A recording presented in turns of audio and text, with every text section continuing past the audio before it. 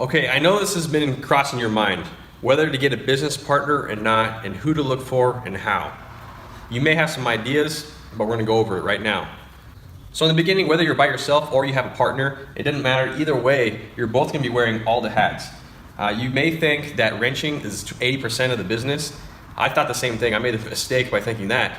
But as you start growing your business, the first year, you start realizing, man, wrenching is literally only 20% of the whole picture.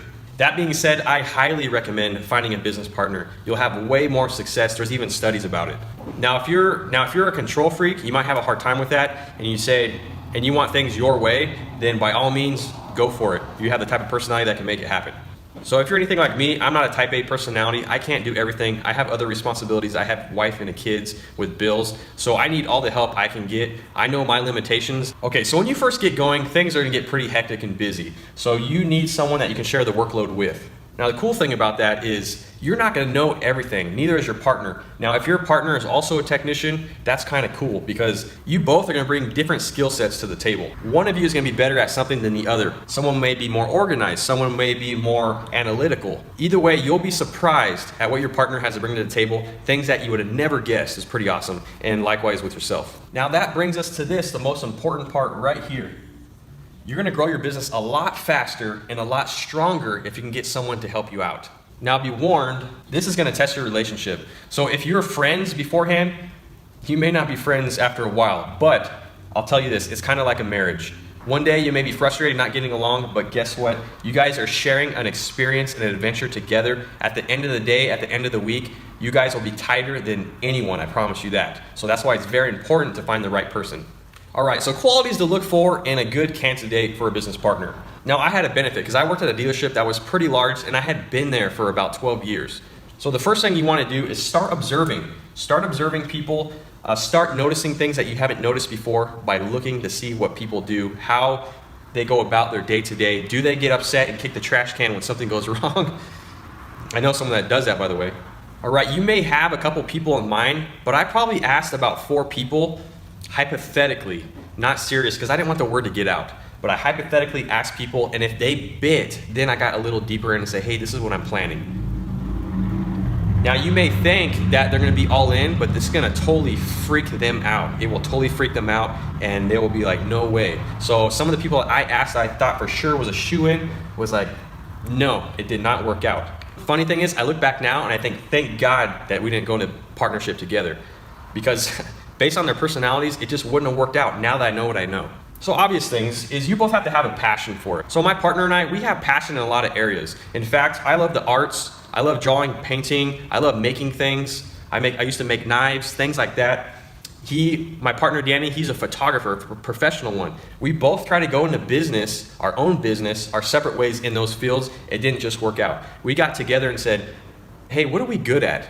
We're good at fixing cars, and I love fixing cars. We never thought of doing a business that we're actually in, and I'm glad we did. There's a ton of studies out there that say stick in the same field that you're in because you're gonna have a higher rate of success. You spent your whole career learning what you know. You may think, oh, it's just cars, but if you dig in deep, you're gonna realize, man, I know a lot of stuff. What are you gonna spend 5 years learning something else? You're gonna get in there and be like, oh man, you know what, this isn't for me. What the heck did I do? You know this field, you know what you're doing. So that's why this is the best choice for you. So another thing, you're gonna wanna pick someone that's reliable, obviously. Someone that you're noticing is at work every day. Someone that you know, noticing that is staying late or coming in early or working extra hard. That's who you want. Not someone that's really screwing the system over, but someone that's actually has a drive, because you know what? They're gonna be maxed out where they're at, and they're gonna wanna go somewhere else. They're gonna wanna do something great, but because they're pushing their current position to the max already, so they will be ready for something like that. Compatibility is a big one. Obviously, you guys need to get along. You guys have to have some common interests. Now, my partner and I, our personalities are totally 180, kind of like my wife and myself. He's actually older than me. I'm younger, and we come from different backgrounds. But we have a lot of the things that we both like in common. We both like the outdoors, we both like camping, hiking, all those types of things, obviously working on cars. So we actually do have a lot of interests, but our personalities are totally opposite, and it actually is very refreshing when you're with that person every day because you don't want to be around someone like yourself. Someone that's creative and open-minded is also an important one because they're problem solvers. If you're creative, you're problem solvers. Open-minded means that you're not a black and white thinker, that you can sit back and say, you know what, maybe that can work that way, maybe you're right, or maybe, you know, there's some stubborn people out there and they make a good business partner, but this is gonna come into play later. Adaptability, this is another big one because you're gonna run into roadblocks. It's just part of it. You run into roadblocks already at your work and you have to try to figure things out. You're a problem solver by nature, so you have to be able to really adapt. Your partner has to be able to adapt as well. You can't just sit on his hands and be like, well, I don't know what to do. You gotta get up and do something. You gotta do some research. You gotta be able to be like, okay, let's try this, let's do it. Moral compass, this will actually ruin your business if you find someone that's shady. If you're noticing you're working at the dealership and they're screwing the warranty department over like big time, then you know that maybe that's not right for you, for that person. Or if you notice he's asking his employer for more hours when really he doesn't need hours, or he's running overtime while he's in the changing room. I mean, stuff like that, it's a character thing. You need someone with good character. Once you get your partner, you guys are gonna wanna find out what are your both strengths and weaknesses. Now, weaknesses doesn't mean that you just give up on that subject and sit on your hands. You need to always better yourself. You need to work on those weaknesses. Always work on strengths more than weaknesses, but do not forget about the weaknesses, okay? Having a weakness in something does not excuse complacency, okay? Now, I'm really bad at math, so that doesn't mean I'm not gonna do any of the QuickBooks stuff. That doesn't mean I'm not gonna do any of the estimates and the repair order quotes and things like that. It's called the calculator, guys, you know? So I just use a calculator.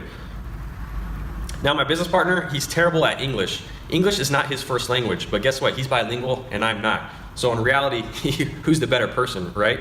So what he does, spell check, hello, you know what I mean? So you're always having to work on your weaknesses as well. Get out of your comfort zone, guys. You're gonna have to do it. This will make you a better person, I promise. All right, guys, thank you for joining me today. Click on the next video. Don't forget your notes. I'm gonna drill that into you. Always make notes.